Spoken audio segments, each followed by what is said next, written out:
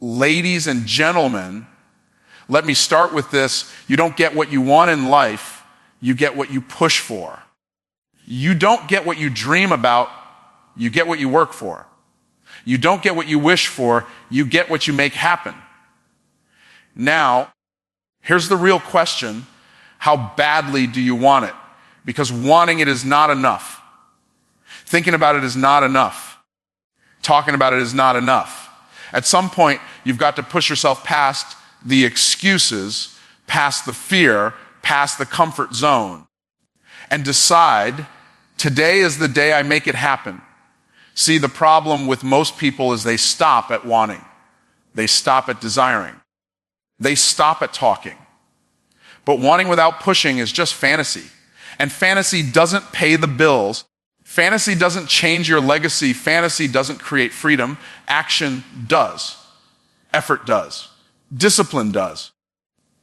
You've got to wake up every single day and tell yourself, nobody is going to hand me the life I desire. Nobody is going to deliver my destiny in a gift box. I have to push myself, and I have to make it happen.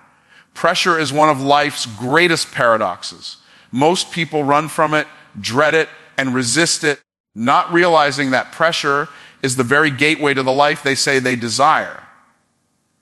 The truth is, pressure is not your enemy. Pressure is your passport. Without it, there is no breakthrough, no transformation, and no greatness. Think about it. Diamonds don't appear in the world because carbon lived in comfort. Diamonds are born when carbon is subjected to intense heat and pressure over time. Champions aren't crowned because they avoided struggle. They are forged in the fire of resistance, molded in the hidden places where effort collides with pain.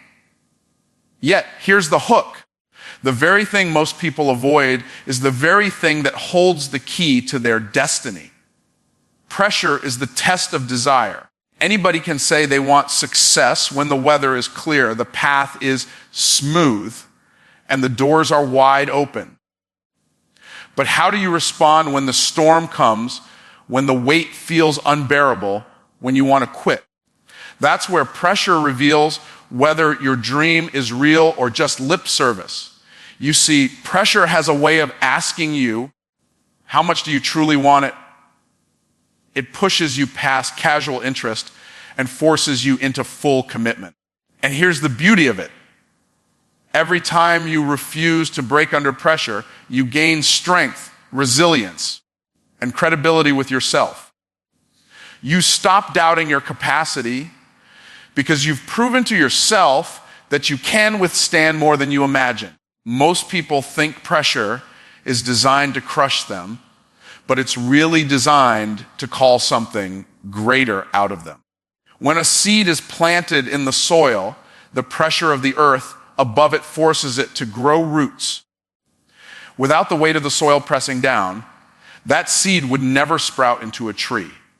In the same way, the pressure you feel right now in your life, the financial strain, the deadlines, the rejections, the uncertainty, isn't a sign you're failing. It's a sign you're in the soil about to sprout into something bigger. The very weight pressing down on you is proof that growth is happening beneath the surface. That's why you cannot despise pressure. You must embrace it as proof that you're in process. Here's another hook you need to hold onto. Pressure exposes potential. You don't really know what's inside you until you're pressed. It's easy to talk about faith when everything is going well, but real faith is revealed when the pressure is on and there seems to be no way out. It's easy to talk about perseverance when the path is smooth, but real perseverance is forged when you're tempted to quit, yet you keep moving anyway. Pressure doesn't just test you, it trains you. It trains you to handle more, to carry more, to operate on a higher level. Without pressure, your capacity remains small, your vision remains limited, and your courage remains untested. What if instead of running from pressure, you reframed it as preparation? What if every challenge you faced, every obstacle in your way, every season of difficulty was actually preparing you for the next level of your assignment? Think about how many people sabotage their own future by quitting in the very season that was meant to equip them. They misunderstand pressure, so they mismanage it. They think it's punishment, when in reality, it's positioning. Life is not trying to bury you, it's trying to plant you. And if you endure the pressure, you will rise stronger, wiser, and more equipped than you've ever been.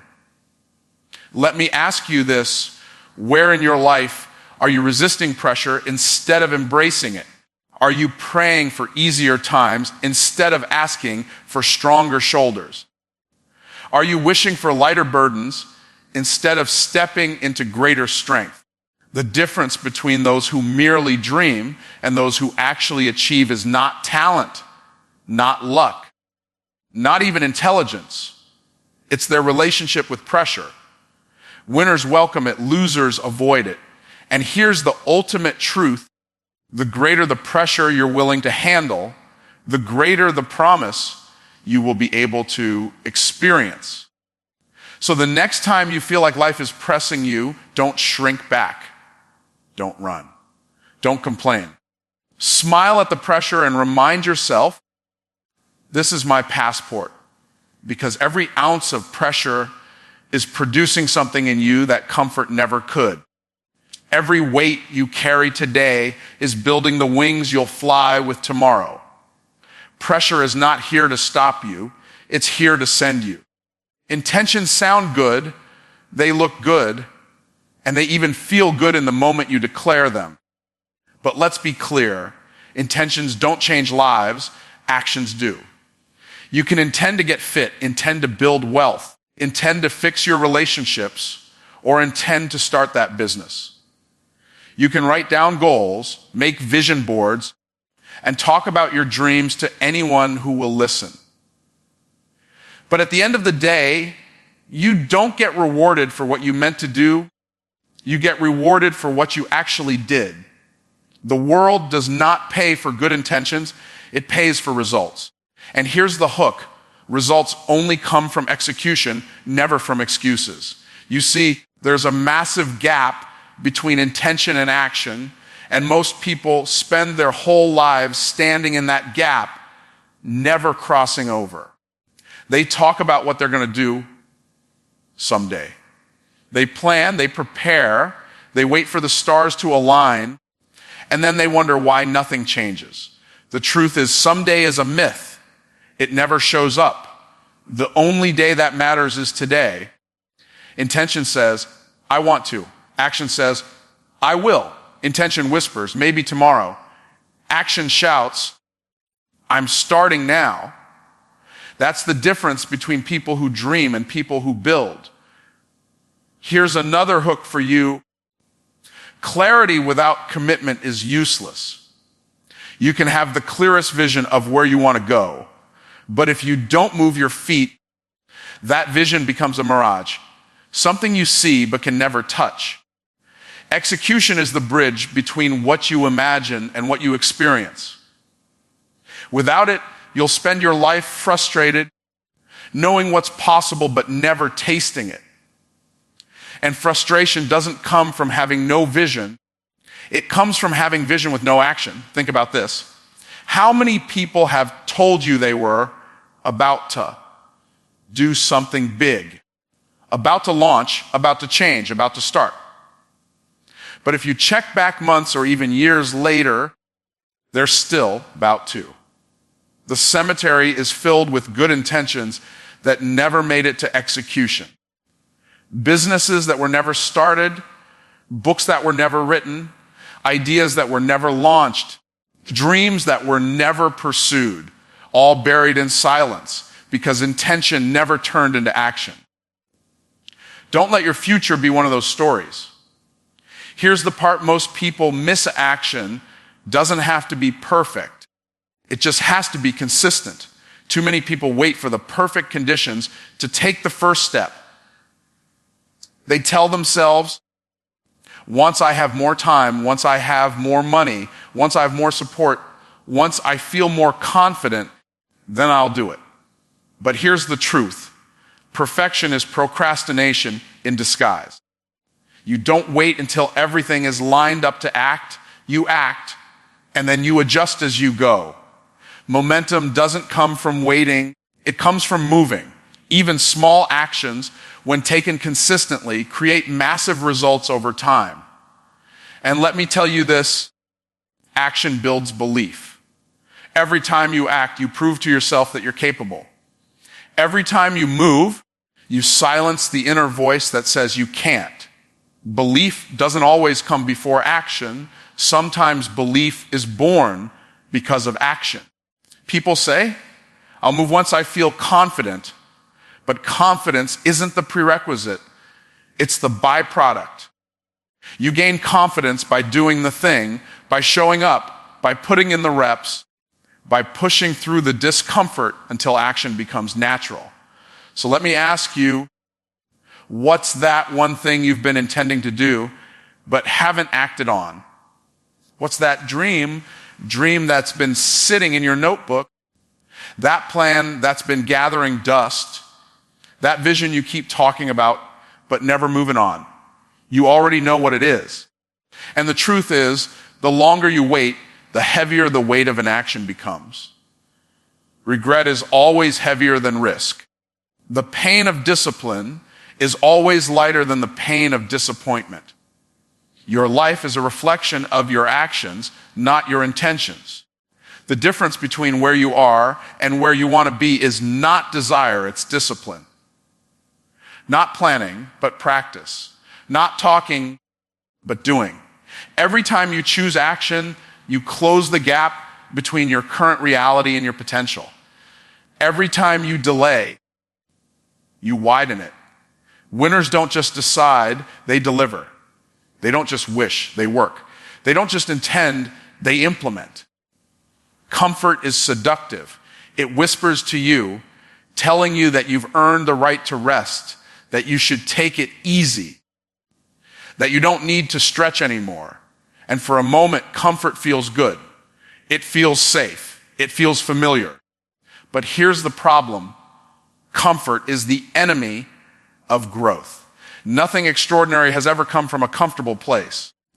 Every great invention, every breakthrough, every transformation was born in discomfort. If you want to rise to your next level, you must be willing to step out of the place that feels good and into the place that feels challenging. That's where growth lies. Here's the hook you've got to lock into your spirit. Your comfort zone is where your dreams go to die. It doesn't matter how big your vision is. If you're committed to staying comfortable, you will never see it. Why? Because growth requires stretching, and stretching hurts. Think about it. When you go to the gym, your muscles don't grow because you lift what's easy. They grow because you push them beyond their current capacity. Growth comes through resistance. Growth comes through tension. Growth comes when you're willing to endure the discomfort of going further than you've gone before. The same principle applies to every area of life. If you want financial growth, you can't stay comfortable with old habits of spending and saving. If you want spiritual growth, you can't stay comfortable with surface-level discipline. If you want relational growth, you can't stay comfortable avoiding hard conversations. Comfort says, stay where you are. Growth says, go where it's unfamiliar. Comfort says, this is enough. Growth says, there's more in you. Comfort says, don't risk it. Growth says, you can't afford not to. Let me give you another hook. Comfort is convenient, but it's costly. It costs you potential. It costs you opportunities. It costs you impact. The longer you live in comfort, the more you delay your calling. And while you sit in comfort, someone else who was willing to embrace discomfort is living the life you keep dreaming about. That's not because they were smarter or more talented. It's because they were willing to feel the burn, to face the fear, to embrace the stretch. Here's the danger. Comfort creates an illusion of progress. You can convince yourself you're doing enough because you're busy, but being busy doesn't mean you're growing. Comfort allows you to stay active without being effective. You run in circles, repeating the same patterns, but you never break through to new territory. And after a while, comfort starts to breed complacency. You start lowering your expectations. You stop demanding more from yourself. You settle. But deep down, you know you were made for more. That's why comfort never truly satisfies. It only numbs. The truth is, discomfort is not a punishment. It's a pathway. Every discomfort you face is preparing you for your destiny. When you step into uncomfortable situations, whether it's making that difficult phone call, asking for that opportunity, or risking rejection, you're building capacity. You're training yourself to handle the weight of greater blessings. Because here's what most people don't realize: the bigger the life you want, the more discomfort you'll have to embrace to carry it. Think about a butterfly. It cannot skip the struggle of breaking out of its cocoon. That pressure, that discomfort is what strengthens its wings so it can fly. If someone were to cut the cocoon open to make it easier, the butterfly would never develop the strength to soar. The same is true for you. If you avoid discomfort, you rob yourself of the very process that makes you capable of handling the life you've been praying for. So ask yourself, what comfort zone is holding you back right now? Is it the comfort of procrastination, the comfort of excuses, the comfort of playing small? Every comfort zone has invisible walls, but those walls are made of fear, not reality. The moment you step outside, you realize it wasn't nearly as dangerous as you thought. It was just unfamiliar. And once you face it, the unfamiliar becomes the new normal. The choice is simple. You can have comfort or you can have growth, but you cannot have both. The question is, which do you want more? The temporary ease of staying the same, or the lasting fulfillment of becoming who you were created to be? Because when you embrace discomfort, you don't just grow, you transform. And transformation is the only way to live the life that matches your true potential. Every single person has a voice inside their head that whispers reasons to stop. That voice says, you're too tired, you've done enough, nobody's watching, nobody cares, maybe tomorrow. It presents itself as logic, but it's really just fear and laziness dressed up in fancy clothes. That voice is not your friend, it's the enemy of your destiny. And here's the truth you've got to understand: the people who rise, the people who excel, the people who create extraordinary lives are not the ones who never hear that voice. They're the ones who learn to push past it. Here's the hook you need to grab. Excuses sound convincing until you start moving. The moment you take action, the power of that excuse begins to fade. Excuses are like shadows. They look bigger in the dark of hesitation, but they disappear when the light of discipline shines on them. The problem is not that the voice is there. The problem is that too many people obey it.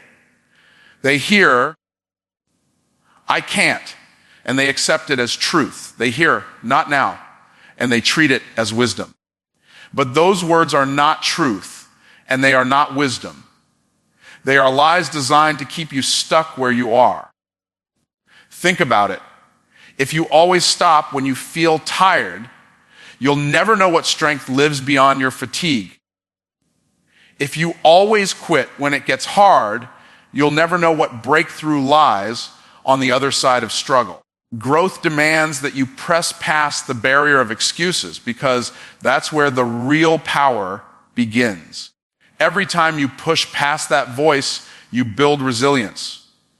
Every time you silence that whisper of limitation, You train your mind and body to follow your spirit instead of your feelings.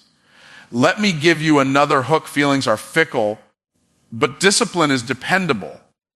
If you live by feelings, you'll start and stop 100 times and never finish anything. One day you'll feel motivated, the next day you won't, and your progress will always be inconsistent. But when you build the habit of pushing past excuses, you become unstoppable. Discipline tells you to show up whether you feel like it or not. Discipline tells you to keep moving whether the conditions are ideal or messy. Discipline tells you that your vision is more important than your comfort. Here's what's powerful about this. Every excuse you defeat becomes fuel for the next challenge. You start to realize that the voice in your head is not a prophecy, it's just noise. And when you stop treating it as an authority, it loses its grip. Think about runners who train for marathons. Their bodies scream, stop. You can't go further, but they keep going. And suddenly they hit what's called the second wind. That's when they discover strength they didn't know they had. Your life works the same way. If you stop at the first voice of resistance, you'll never meet the stronger version of you that shows up after you push past it. The danger of listening to excuses is that they multiply. The more you give in, the stronger they become. What starts as, I'll do it tomorrow, quickly becomes weeks, then months, then years of delay. And one day you look back and realize you traded your future for comfort in the moment. Excuses don't just rob you of progress, they rob you of purpose. They rob you of the life you could have lived if only you had pushed through. But here's the flip side. When you decide to stop bowing to excuses, everything changes. You discover a level of freedom that most people will never taste. You prove to yourself that you are not controlled by feelings, not bound by fear, not limited by circumstance. You become a person who doesn't need the perfect conditions to act because you carry the power of persistence within you. That's the person who wins. That's the person who inspires. That's the person who builds a life worth remembering. So the next time that voice whispers, stop, you can't do it, let your response be, watch me. When it says, tomorrow, answer back, no, today. When it says, you don't have enough, declare, I'll create enough. That's how you push past excuses, by refusing to negotiate with your own limitations. And every time you do, you step closer to the destiny that was waiting for you all along. When you think about pushing yourself, it's easy to believe it's just about you, your goals, your dreams, your life. But the truth runs deeper than that.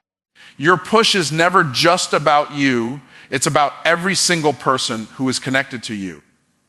Your family, your children, your friends, your community, even people you may never meet are watching, waiting, and being influenced by the way you show up in the world. That's why mediocrity is dangerous. It doesn't just limit you, it limits the people who look to you for possibility. Every time you decide to push yourself, you're opening a door for others. And every time you stop short, you're closing it. Here's a powerful hook. Your obedience to your calling is someone else's permission to believe. Think about it.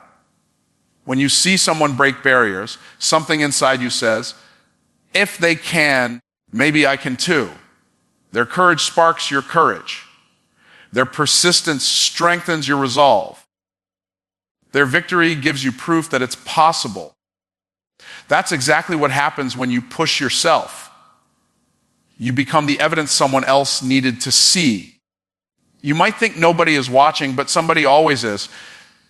And your consistency might be the exact thing that keeps them from quitting. The reality is the impact of your push is generational. When you rise, you don't rise alone. You pull others up with you. If you're a parent, your children are learning not by what you tell them, but by what you show them. If you quit when it gets hard, you're teaching them quitting is normal.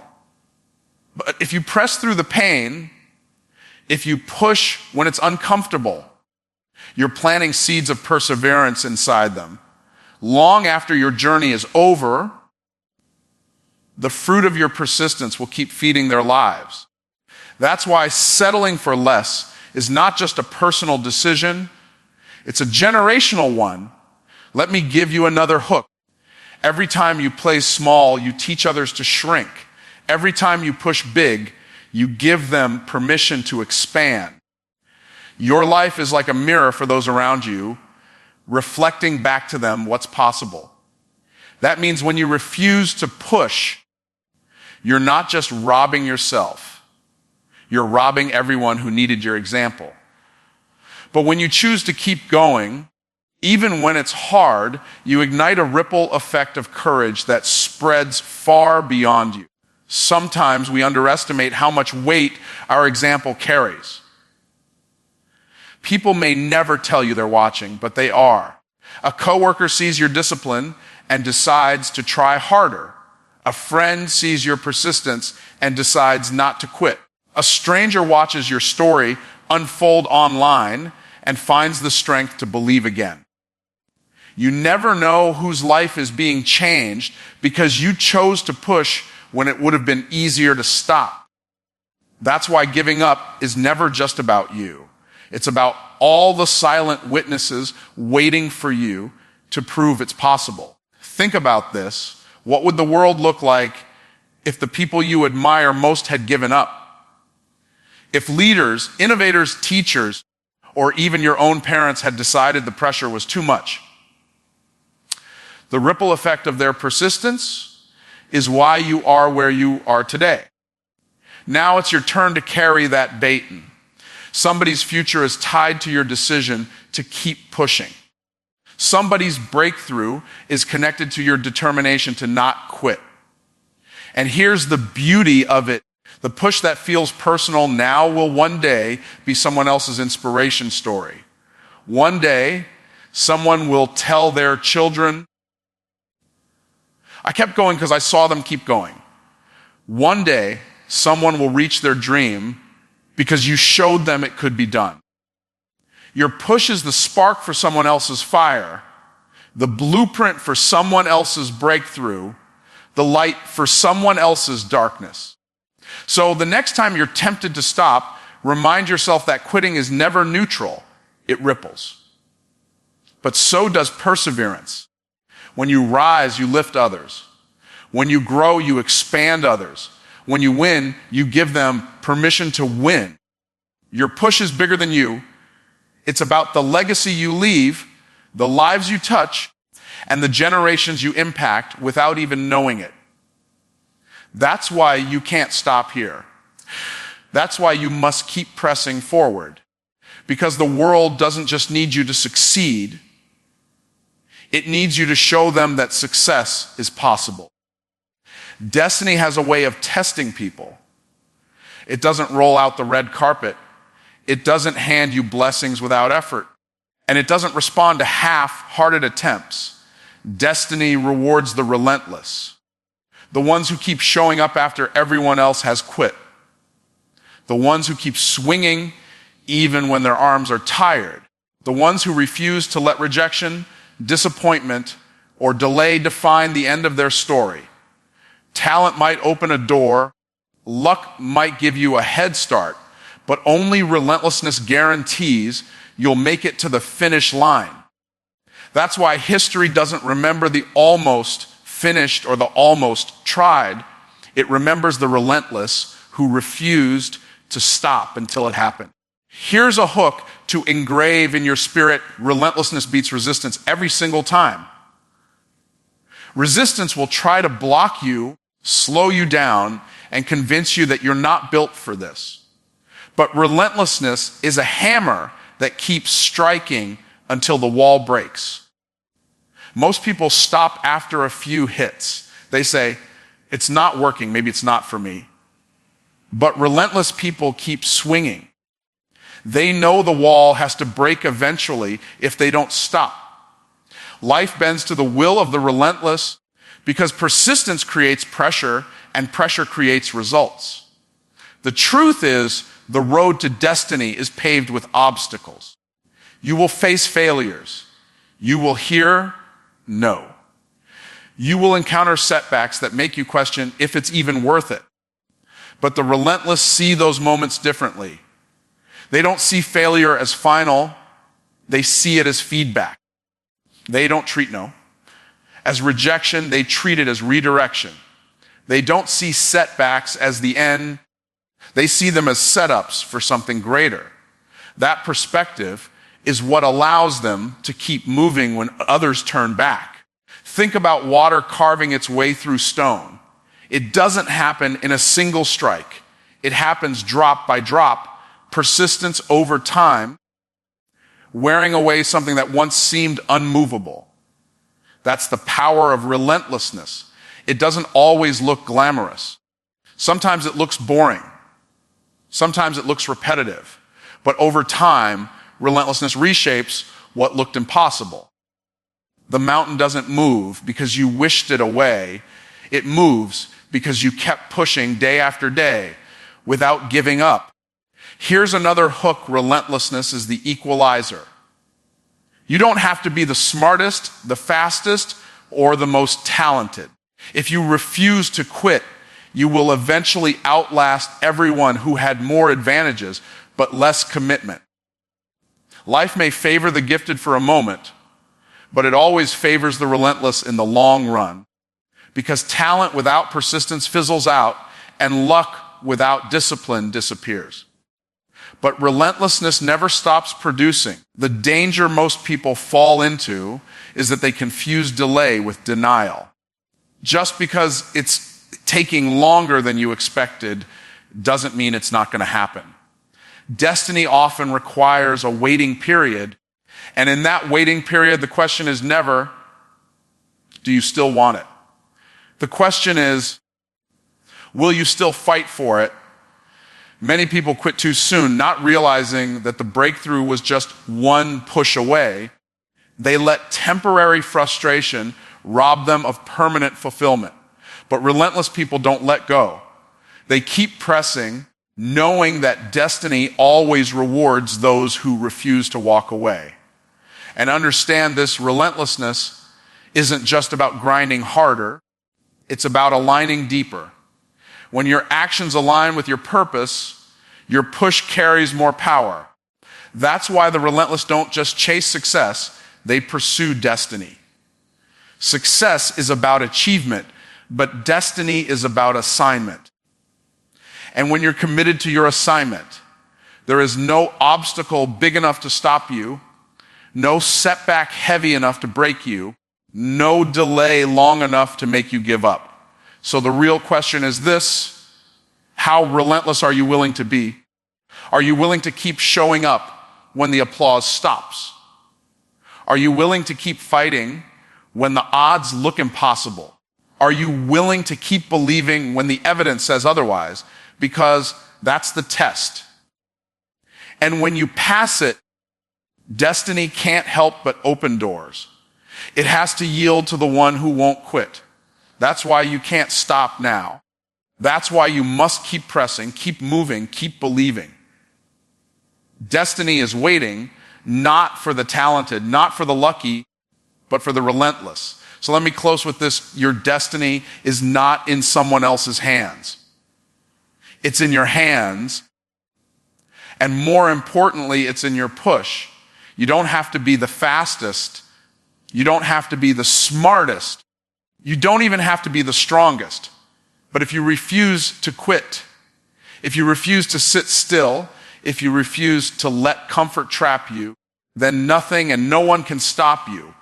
Push yourself, make it happen, and watch how God honors your effort, multiplies your results, and turns your grind into greatness.